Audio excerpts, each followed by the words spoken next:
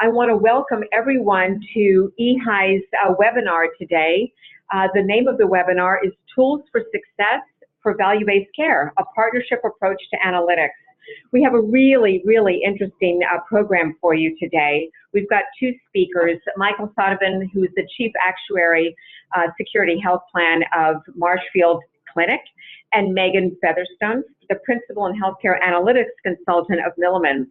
So Marshfield Clinic is an integrated system. It's got the clinic side, the payer side, and really it's got the analytics side. So you really are going to hear how the fabulous partnership has emerged with Marshfield and Milliman, and how they're using analytics for population health and for ways to improve quality of care, reduce costs. And this is really an opportunity for you to see the tools that they've been using that have been proved successful, and please don't hesitate to ask questions.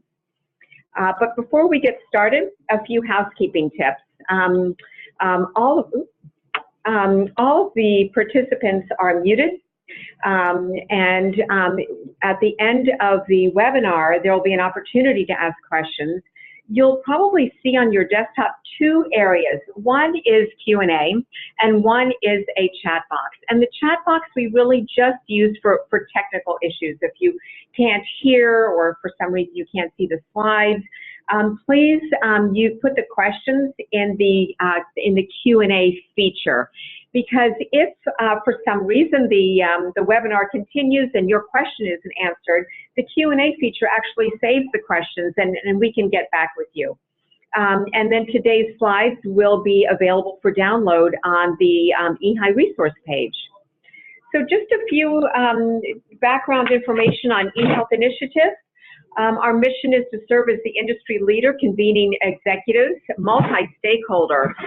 We've got a multitude of members from different organizations and companies, and we convene them with webinars such as this, with executive roundtables. EHI also has work groups that we conduct, and this year we've been focusing the work groups on three areas: value and reimbursement, technology and analytics, and workflow for providers and patients. And with all of these work groups, we come out with best practices that we disseminate not only to our members, but also to anyone who receives the email blast that we have, and it's directed to our EHI resource page. So keep a lookout for these best practices. And this is the website for the best practices, and you'll find lots and lots of different resources. And if you have a resource, a best practice that you would like to submit, there is a link on there, and it's really easy to use, and we would love to have your participation to share best practices. And as with all of our different webinars, we could not do these without the support of organizations like Marshfield and also Milliman. So I want to thank both of them very much for the opportunity.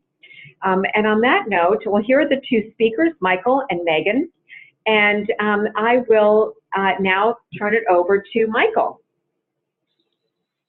Thank you, Claudia. Thank you to everyone participating today. We very much appreciate your interest. Our presentation centers on partnership analytics for health systems, as we show 5 analytic tools that support success with value-based care. Next slide. To set the stage, more and more health systems are experiencing a transformation in reimbursement for healthcare services as part of the migration towards value-based care. Next slide. In this environment of change, Meghan and I have 2 objectives to highlight. Our first objective is to promote partnership analytics by describing the use of 5 analytic tools traditionally used by health plans. And our second objective is to demonstrate how the tools help drive action by showing real-world examples and applications of the 5 tools being put to use. Next slide, please. Security Health Plan is part of the Marshfield Clinic Health System, and Milliman MedInsight work together through partnership analytics to support value-based care. Next, Meghan and I will briefly introduce our organizations and then jump right into our agenda. As you can see, Marshfield Clinic Health System provides care for over 300,000 people in Wisconsin, serving for more than 100 years since 1916, providing access to care in more than 30 communities. My role is Chief Actuary with Security Health Plan, serving Wisconsin with coverage for more than 235,000 members. And in my role, I help connect a 6-year analytics partnership with Meghan and MillimanMed to the analytics activity of the Marshfield Clinic Health System in the emerging value-based care environment. Next slide. We believe that the power of these connected analytic partnerships helps enrich lives, especially through the innovations enabled by value-based care, which is prominently woven into our values and our commitment to affordability. Next slide.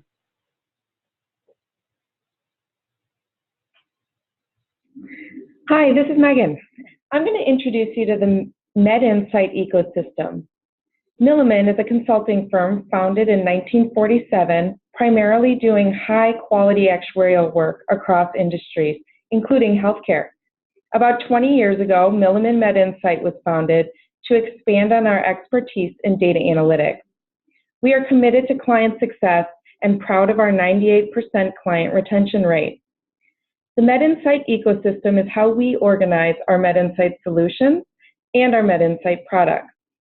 Our solutions are customized for every sector of the healthcare industry. Today, I'm going to elaborate on a number of our products to give you background information for some of the great work Mike and his team are doing. Next slide. Next slide.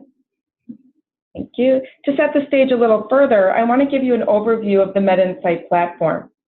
We all know that robust data analytics rely on the quality of the data. We need our health plan partners to have absolute confidence in the data available from the MedInsight platform. We run data audits, reconciliation, and a rigorous peer review process with each data refresh. We also have flexibility and open architecture to set up the platform to have custom defined fields and dimensions. Next slide. Like Marshfield Clinic Health System, we also have a mission, vision, and values that drive our daily work. We strive to be the most trusted source for healthcare analytics and benchmarking. We want to enable affordable, quality healthcare for everyone, and we value integrity, quality, and opportunity. Next, Mike will share our agenda. Our agenda today centers on these 5 analytic tools that we will cover in turn. Our premise is that health systems can achieve success with value-based care when health plans and health providers form analytic partnerships supported by this top 5 tool set. Meghan and I will team up to describe and show examples of these tools in action and show you how the tools connect with more power together as a tool set than on their own. Next slide. Tool number 1 looks at low-value services. This is our newest tool and our favorite. It is well received by physician leaders, it is clinically based, and addresses the critical concept of potential patient harm. This tool fits our conversation of achieving value-based care by tackling potentially low-value care head-on. Meghan gets us started on the next slide. The MedInsight Health Waste Calculator helps organizations leverage value-based principles by identifying potentially wasteful services as defined by national initiatives such as Choosing Wisely and the U.S. Preventative Services Task Force. The Health Waste Calculator utilizes claims-based algorithms to identify and quantify potentially wasteful services. The MedInsight Health Waste Calculator not only identifies potentially inefficient services, but also defines the services with a degree of appropriateness for care. Each service is classified as necessary, which confirms that data suggests appropriate services were administered by a healthcare provider, likely to be wasteful, which indicates the need to question the appropriateness of services rendered, or wasteful, which flags a cause for concern, as the service probably should not have occurred. We currently have 42 measures in place and over 400 measures in our pipeline. When we look at those measures in our pipeline, we prioritize new measure development based on amenability to claims data and analytics, high prevalence, high cost impact, and the potential to cover a variety of subspecialties and patient populations. I want to give you a couple of example measures. One of our newer measures is opioids in acute disabling low back pain.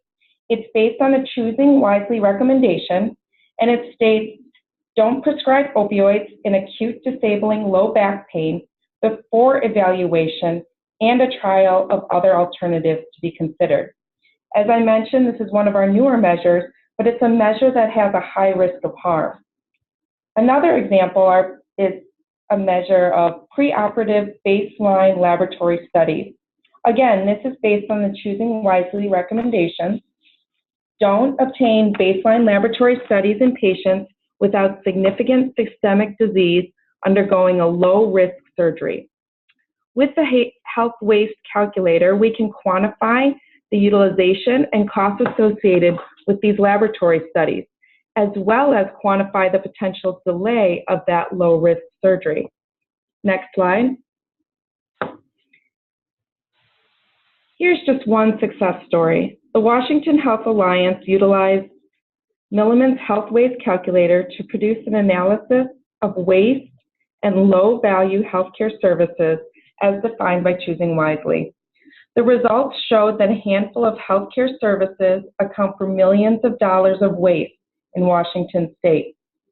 The public release of the Alliance's Washington state findings has engaged a community dialogue among key stakeholders about low-value care. The report examined 47 common treatment approaches known by the medical community to be overused. More than 45% of the healthcare services examined were determined to be low value, so either likely wasteful or wasteful. Approximately 1.3 million individuals received one of these 47 services. Almost one-half received a low-value service. And 36% of spending on the healthcare services examined went to low-value treatments and procedures. This amounted to an estimated $282 million in wasteful spending. One of the goals of the Washington Health Alliance was to prevent the harm associated with the delivery of healthcare, not only physical harm, but also emotional as well as financial harm. By using the health waste calculator, the Washington Health Alliance was able to identify unnecessary services leading to potential harm. Next, Mike will describe how Security Health Plan uses the MedInsight health waste calculator. The takeaway on this slide is that at Security Health Plan, we use the health waste calculator to find our low-value services improvement areas. I use yellow highlighting on this slide and throughout the presentation to visually guide you to the message. First, look at the yellow highlight on the top of the slide. I picked one of the measures this tool covers. The measure is called Preoperative Baseline Lab Studies, as Meghan pointed out. I picked this measure because we have improvement opportunity with this measure. To see that, next look at the lower yellow highlighting to see our performance in the row labeled Security. The familiar dark red shading indicates an opportunity spot for us with significantly more utilization of this potentially wasteful service, and this is relative to 4 other health plans in our collaborative. Equipped with this insight on this and other measures, we will soon be forming targeted clinical and operational work groups with physician leadership to act on the improvement opportunities, and this is guided by the relative likelihood of patient harm related to these potentially low-value services, and this is a prioritization method that we use to guide our efforts. Next slide. Without a doubt, tool number 1 is outstanding for precise, targeted, and immediate looks at utilization for low-value services or potential waste. And our next step in the partnership analytics dialogue expands to tool number 2, with a look at utilization benchmarks across all services. Tool number 2 is a perfect complement to tool number 1 by setting utilization guideposts and answering the question, what does well-managed care look like? Meghan gets us started on the next slide. All right, so the Health Cost Guidelines Grouper is a Milliman product that allows you to process your own claims experience through Milliman's Health Cost Guideline, or HCG, methodology. This provides an organization meaningful categories of service and allows for standardized utilization reporting. Once an organization can categorize your healthcare utilization and healthcare spend, you can measure performance, manage costs, and monitor trends. Next slide. Just to give you a visual, you can see that we start with the HCG setting to allow for easy identification of services performed in the inpatient, outpatient, professional, pharmacy, or ancillary settings. From there, we dive down into the HCG category so you can track utilization or analyze your claim costs at a more granular level. For example, inpatient medical visits versus inpatient surgical visits. Finally, the HCG grouper provides even more granularity for deep analytics at the HCG detail level. The example I have up on the slide demonstrates how we break out inpatient maternity services. Next slide.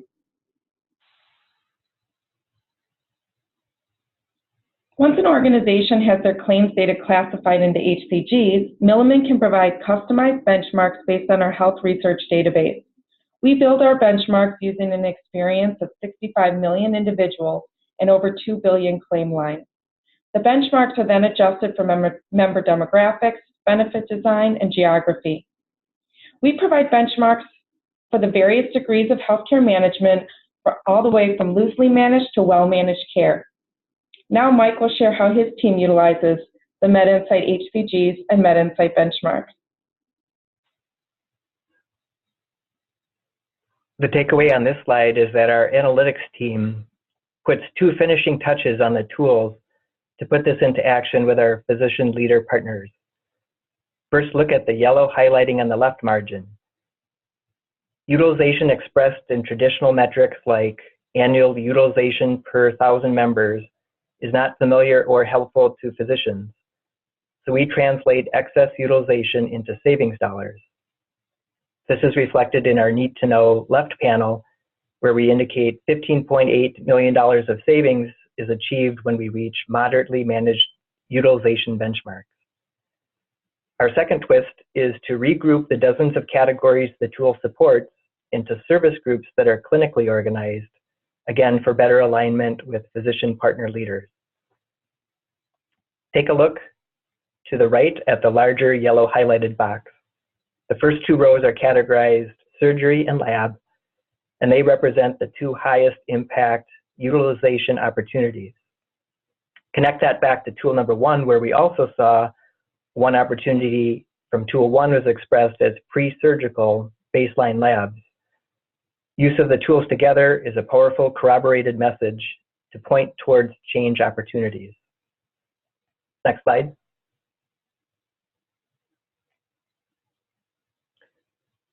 Tool number 1 and number 2 are powerful combination together when looking at utilization. The next step of the partnership analytics dialogue recognizes that PCPs and specialists treat people and their conditions, not utilization statistics. So tool number 3 is a population health grouper and helps us bring patient conditions into focus. And Meghan gets us started. Chronic condition hierarchical groups are one way to classify patients into meaningful clinical categories. The CCHGs assign all patients to mutually exclusive categories. These categories can be used to define real patient populations for measuring resource utilization, clinical quality, and other outcomes. As the name indicates, the categories are based on a hierarchy developed by clinical experts. The thought process is to remove most comorbidities so you can focus intervention efforts. For example, if a patient has been diagnosed with both major psychosis as well as diabetes, the patient's psychosis would need to be clinically addressed first. Based on the CCHG hierarchy, the member would be assigned to the major psychosis category. The CCHGs capture 100% of costs and resource utilization, including categories for healthy individuals. Next, Mike will share Security Health Plan's use of the MedInsight CCHGs.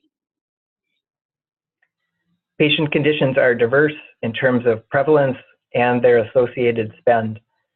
We use this bubble visual to get our arms around both dimensions. Next slide.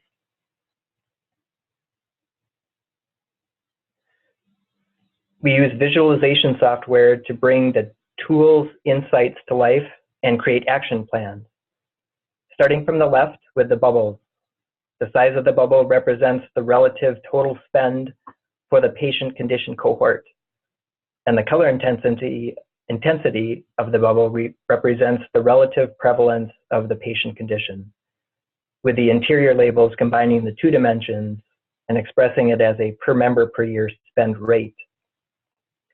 This tool works especially well for specialist physician leaders and service line leaders to click their bubble of interest and drill into the driver and action elements on the right.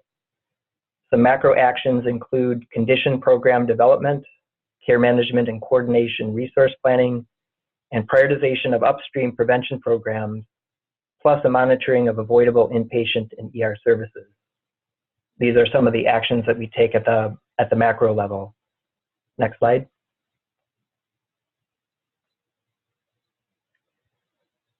Well, tool number 3 is great for getting a bird's eye view of patient condition cohorts and is especially well suited for supplementing with EHR data for even more impact and action applications. The next step of the partnership analytics dialogue recognizes that it is essential to extend concurrent time horizon covered so well by tool number 3 to layer in a prospective time horizon with predictive analytics. And this is in the form of predictive risk algorithms. So tool 4 looks at predictive risk scores and helps us bring the future into focus. And Meghan gets us started on the next slide.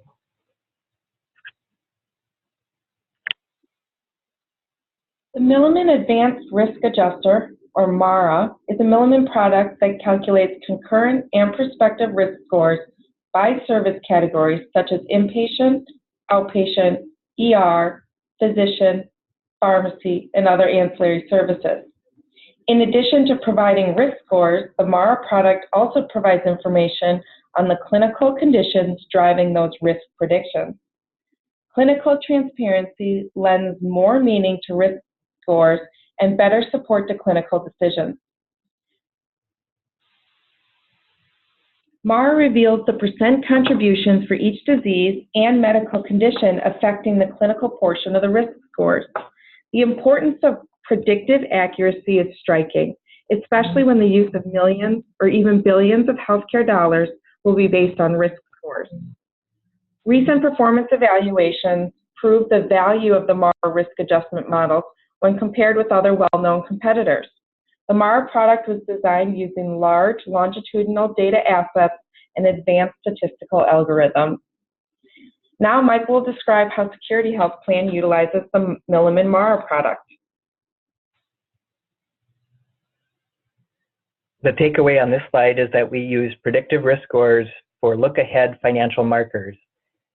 In this simplified example, I'll be showing how we look at those financial markers for 4 unique predictive risk-based cohorts.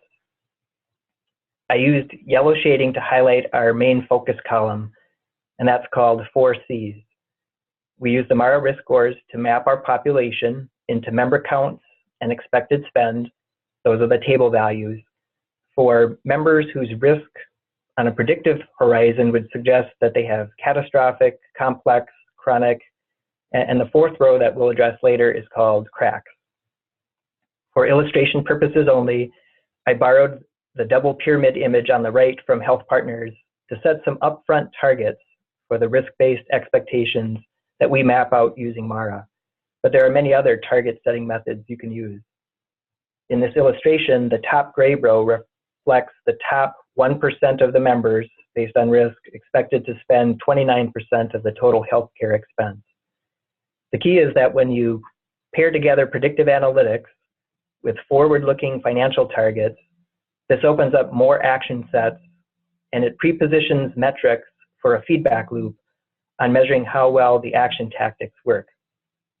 For example, the purple row in the table on the left is called cracks, and it has the largest member count risk cohort that can sometimes fall into the cracks. We notice this cohort has a tendency to not be affiliated with a primary care physician, and down the road, this absence of a sustained PCP relationship manifests itself with high costs as members move into the chronic and complex cohorts.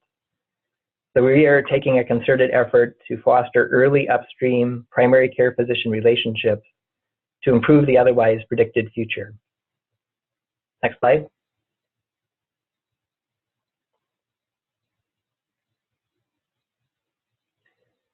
Tool 4 then covers predictive risk, and it's a great in combination with tool number 3, which covers patient conditions. The next step of the partnership analytics dialogue recognizes that it is essential to layer in patient and care team interactions within the condition cohort. So tool number 5 completes the tool set with a look at episode analytics and helps us bring focus back to the patient and their holistic experience of care. Meghan gets us started on the next slide. In the MedInsight platform, clients have the ability to utilize a third-party episode grouper. Episodes of care can be used to create disease profiling of populations or perform detailed analyses of specific conditions. An episode of care is the summary of all care related to a given occurrence of a condition for a particular patient. The easiest example is a broken arm. The episode for that broken arm would include the ER visit, any follow-up care, any physical therapy, and any prescriptions needed. An episode must be triggered by a face-to-face encounter with a healthcare provider. To build an episode, claims are assigned to an episode group based on a diagnosis on a medical claim only. There are 3 different types of episodes available in MedInsight: acute episodes, issues that occur, resolve, and potentially reoccur. Clean periods are used to distinguish unique episodes. Chronic episodes, all chronic care for a 1-year time period would be summarized together. It requires no clean periods, and it cannot be built from drug claims alone. And then finally, well care episodes. Next, Mike will describe his work utilizing episodes of care. In this illustrative application of the tool, we look at the macular degeneration episode of care. The episode cost for System A is about 2.2 times higher than System B. This is all scrubbed for outliers, risk, severity, specialist peer groups, and other key nuances for episode analytics. Next slide, please. A partnership was formed to explore root causes. A clinical pharmacist, physician leaders, quality leaders, and others gathered with analytics at the table. This is how the magic happens. We found the cause and explored the possibility of change. Next slide. As partnership analytics is experienced and repeated, a trust grows and takes root. We see that change is possible with grit. Next slide.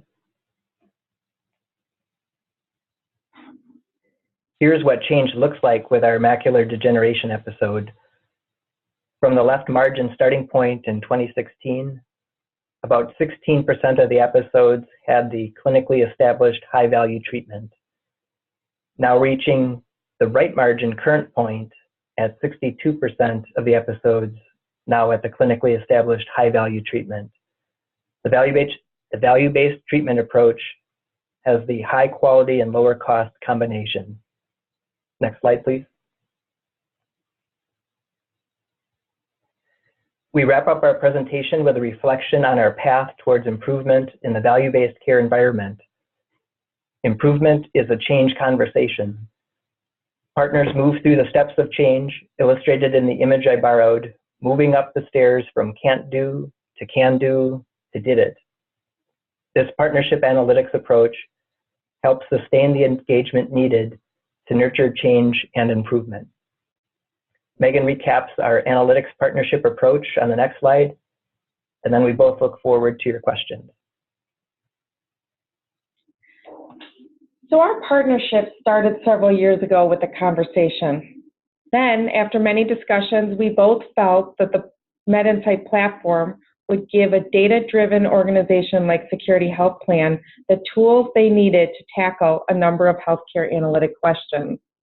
We started with implementation in 2014, and we've been providing ongoing support, data refreshes, education, and training ever since. We've been able to collaborate with Security Health Plan to create analytic solutions to several complex questions, utilizing a number of the engines available within MedInsight. Next slide. So Mike and I want to thank you for attending today's webinar. Now I'll hand it over to the EHI team. Well, thank you so much, Meghan and Michael. The details that you've relayed in this webinar is just fantastic, and the tools. And we've got several questions. Why don't we go ahead and begin? The first question: it seems the tools are all based on claims data. With the claims lag, are you considering using clinical data from EHRs and HIEs? I can jump in first, Meghan, and then how about you follow? Sounds great. Yes, that's a great observation. Each of these tools we source with our claims information. The engines run as Meghan described, and we receive a rich data set back. In an earlier section of the conversation, especially on the one where we're talking about the population health grouper, or the CCHGs, that's an area where we can do supplemental analytics, draw in clinical data from the EHRs. That's the next spot that we anticipate moving. And so what's nice about the platform is that we send in a very rich data set and receive the data back with even more nuance and depth and power. And then we're able to do non-traditional analytics, bring together, especially EHR data is our next step, and we can go forward with that. That does reflect, as Claudia mentioned, the power of an integrated health system to blend both types of data. Great question. In terms of the MedInsight, in terms of the MedInsight platform, the tools we talked about today were primarily claims-based. We do have on our roadmap to integrate more and more EHR data. Currently, we have the ability to accept information on immunizations and lab work. And as we keep moving forward, we're accepting more and more EHR data into the environment to enhance the data analytics we already have. Thank you. The next question is, any reason why healthy males, now I'm not sure I understand this question, but I hope you do, would be huge bubbles on PMPY? Healthy males and females, I guess, would be huge bubbles. Yeah, that's a great observation. So in our visuals where we do that bubble analytics, what we try to do is we park the value for per member per year inside the label. So the size and the color gradients, those each cover a different element or dimension. And so we want to make sure that as we talk to our audience, that if they're a group that's focusing on cost, maybe it's a financial oriented section of our integrated health system, we do tend to swap out what dimension we're featuring in that visualization. So it does all come together. we do see, very typically our rule of thumb is we tend to see the healthy cohorts. They're broken by gender and age band. We tend to see them running in the 70% of the population, with the remaining 30% fitting in the hierarchical chronic condition bubble.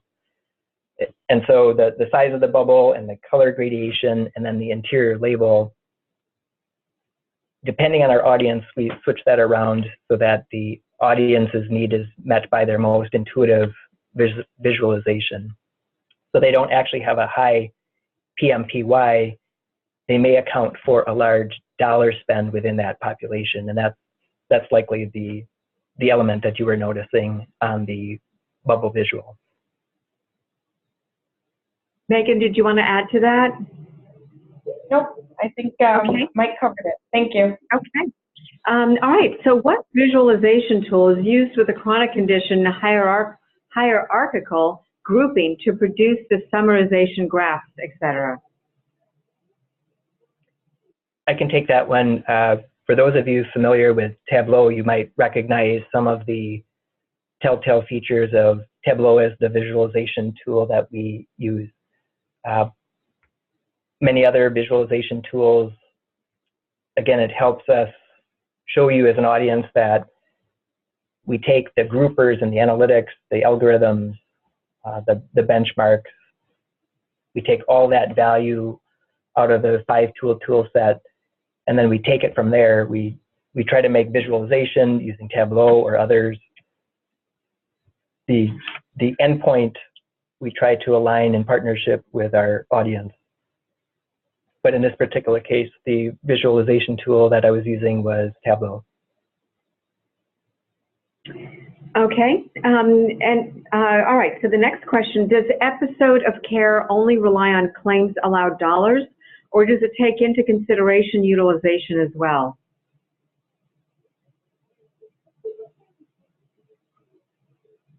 I can start, Megan. Okay.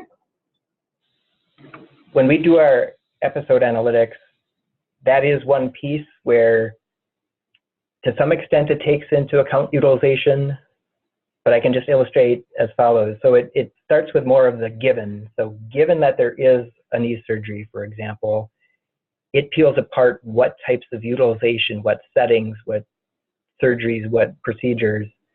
So within the given episode, utilization is taken into account. But if you step back, this isn't the tool that says, might there be too much or too little utilization of that service? So it begins with the idea of the episode is given, what happened within it. The other tools, especially tools 1 and 2, help address, but how much utilization is there? Is it high value? And should it be at those levels, high or low? So again, the idea of a tool set is what you're picking up on. Episode analytics really deals with the utilization in the episode itself. Okay, Megan, did you want to add on to that? Nope, I think Mike's got it covered. Okay, go Mike. What are some of the ETGs like macular degeneration that you targeted, and what was your strategy to select the targeted ETGs? Megan, I think this one might be me as well. I think so. I think maybe one thing to point out is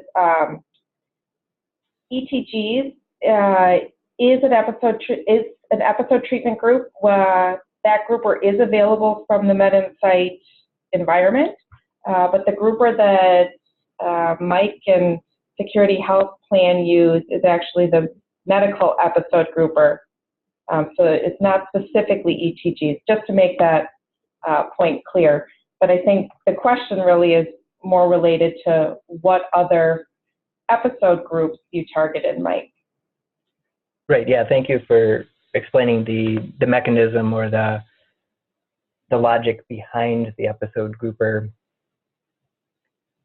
I chose macular degeneration.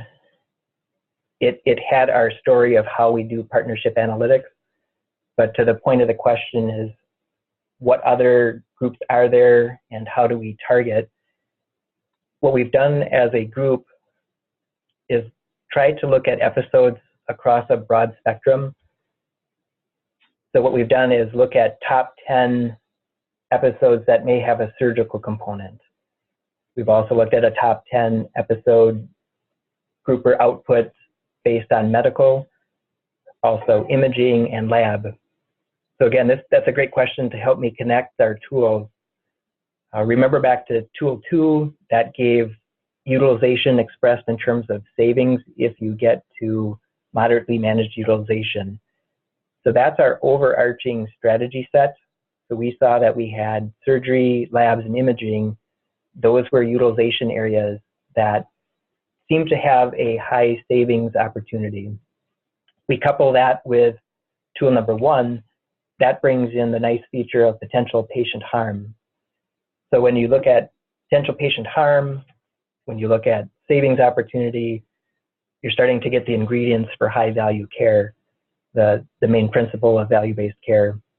So directionally sourced from tools 1 and 2, that is our prioritization approach towards which episodes we look at. And then we try to get a broad spectrum of opportunities because we have multiple service line leaders. Each can take a look at their key top 10 episodes as it relates to their service line expertise. Thank you. Okay, if these tools and the associated data were made available to providers, would they be more inclined to enter risk-based contracts? That's great for you, Meghan. Yeah, I don't know that I can answer that they would definitely be more inclined to enter risk-based contracts, but what they would get from the tool are the analytics needed to support those decisions. We are finding that over the last 18 months, we have had a significant number of provider organizations come to us at Milliman MedInsight and ask us to help them answer those questions, ask us to help them support those decisions. So we are seeing an uptick in providers that want access to these types of tools, that want access to make data-driven decisions. And at Milliman, we have an entire team of folks that can support providers, not only from the MedInsight or data analytics perspective, but also our rich industry knowledge with our actuarial team. Thanks, Meghan. This question, there's always pushback from the provider community to put resources into making procedural changes internally, especially when they see a reduction in revenue. Do you have time in the near future to discuss how this data can be brought into a risk-based provider agreement?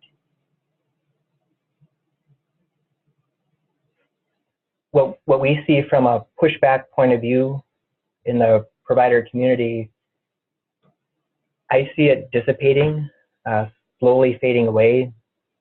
We see tipping points being reached. So as we described, my role is with Security Health Plan. We helped create the framework for value-based care and the reimbursement that goes with it with Marshfield Clinic Health System. So once you're in that arrangement, once you've taken that leap forward, that tipping point, that pushback, or even that idea of time, how much time or bandwidth is available to put this into workflows and embed more of these analytics at the point of care, that time investment on a long horizon, the long horizon is shrinking, is my sense, that provider systems, health systems are seeing that this is taking hold. For example, you might view all of the populations that are in a reimbursement contract as the reason that you really surge forward on these data-driven opportunities. Many health systems are also large employers. They may be self-funded, so their entire employee and their dependents are also equivalent to an at-risk population. And then uninsured populations reflect a certain degree of risk taking for health systems. So the degree of being at risk, I see as becoming more and more of a reached tipping point. And so it's not so much of a pushback of change, it's a how do we change? And that's some of those steps of change that I had up in the visual on the last slide. So I see us much more up the ladder, up the staircase in the asking of the question, how do we move forward in achieving value-based care? Okay, how can this tool capture those uncaptured, missing, or unreported diagnoses as it relates to calculating RAF scoring for CMS risk adjustment HCC?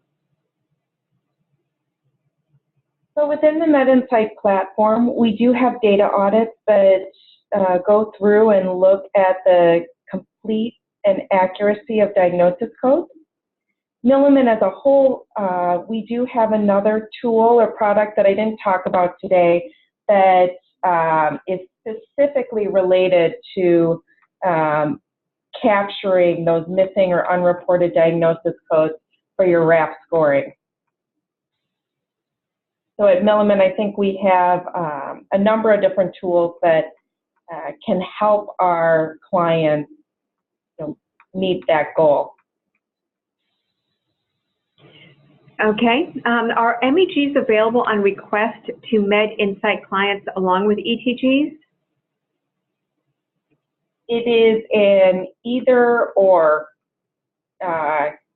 opportunity. So we do provide a third-party license for either MEG or ETGs within the MedInsight environment. We know that often we have clients that are interested in the MedInsight platform and all the engines we have available, but they maybe have a history of working with MEGs or a history of working with ETGs. So we allow our clients to choose the episode grouper that best fits their needs. So you had mentioned that right now you get your data from the claims data, but you're going to be looking towards getting data from the clinical side. So given that Marshfield is an integrated system, my hunch is that you won't have the issues of interoperability, but is that a correct statement, or will you have some challenges there collecting that data? Thank you for that question. Yes, there are definite sustainable advantages when we are acting as one for one integrated health system. It's not so much on the data capture. What happens is that clinical data always seems to be on a different grain. Claims are transactional. They're point in time. If you take, for example, vital signs, they can be measured in a whole variety of modalities and locations. And the degree that the vitals, let's say blood pressure, changes isn't always synchronized up with a claim event. So we do, through a guided and legal and compliant fashion, we do have an integrated data set where we do bring together clinical and claim information. Our next step in the journey is that as we use a traditional health plan analytics tool, like the suite that we described 5 examples of, it's augmenting a claim-based or a historical traditional health plan analytics tool, and then supplementing and augmenting with that data that we've collected and collated in our integrated data warehouse. So it's finding the right application of, let's say, the vitals and the change in hemoglobin A1C scores with that chronic condition, the CCHD for diabetes. So that's our next analytic frontier, is to marry the progress that we have accomplished and achieved with our integrated data warehouse, and then put that into action for more insight. What is your timeline for that? We always seek to get that going faster, we've got some pilots. So I mentioned diabetes. So one of the unique features is that we took CCHGs, we married it with the MARA risk scores to create a segmentation within that diabetic cohort. So we're using two tools. Then we grid out the spend using tool number 2, where we show different utilization groupers. And then we are in our first piloted integration, we captured some of the vitals, hemoglobin A1C, and their next appointment. And then for good measure, we have a whole quality analytics section.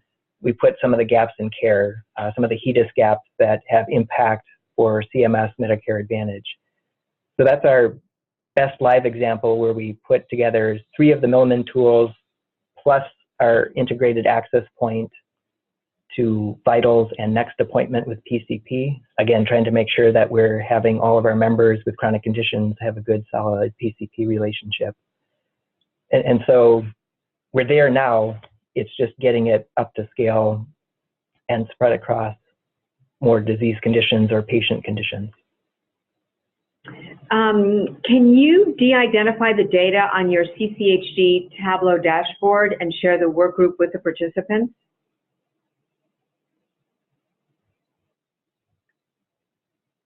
So I'm wondering if is that about the participants on the call today? Do you think that's what this question is?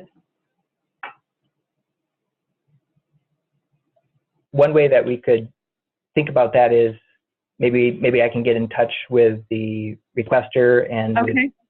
with you, Claudia, and other leaders at EHI to see.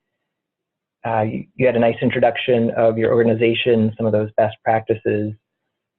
Maybe we can take that forward with our next contribution to your organization, talking about in a de-identified way how we can go a little bit deeper on that particular tool. So I'd be happy to talk up that opportunity with you in follow-up to this webinar. That sounds great. We've got 2 more questions, and I think we've only got time for 2 more questions. So let's see. What parameters were used to decide the importance or priority of one condition over another? For example, psychoses or diabetes. So when the CCHGs, or chronic condition hierarchical groups, was developed, it was created by our chief medical officer here at Milliman, Dr. David Merkin, as well as Michael Chernow, a health economist from Harvard.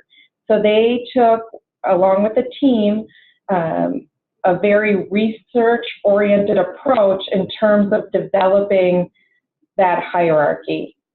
I'm not a clinical expert, so I don't know exactly why they chose psychosis over diabetes, but it was developed with it was developed by clinical experts. Okay, so last question here. Is MillimanMed supporting any state value-based reimbursement or other efforts relating to all payer claims database initiatives? The answer is yes. We do have some all payer claims database APCD clients. I think one of our most well-known clients is the state of Virginia.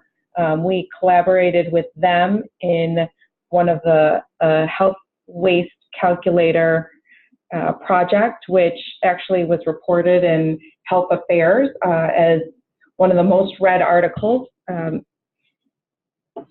In terms of answering, I'd be happy to put whoever asked the question, I'd be happy to put you in touch with the folks from our MedInsight team that focus on all payer claims database initiative to give you more insight into what we're doing. Great. Well, I think, so just before we sign off, any last minute tips for the participants that are on the call? From my vantage point, we hope we met our objectives and met our aims in showing you 5 individual tools, hopefully with a way that you could think about them in connection to each other. Again, our premise is that by using these tools in a complete tool set, that there's more power, more corroboration, more directional, more lift, and more momentum to sustain the engagement conversation. So encourage consideration of full tool set use to get the best comprehensive look at opportunities to really achieve the goals of value-based care. Well, on that note, I want to thank our 2 speakers, Michael Sautebin and Meghan Fetherston. A fabulous presentation. Really appreciate your providing the tips and the tools for the participants. And thank you to the participants with all the really fabulous questions. So I want to thank everyone and wish you all a good rest of your day. We will be posting the slide deck along with the audio on our resource page.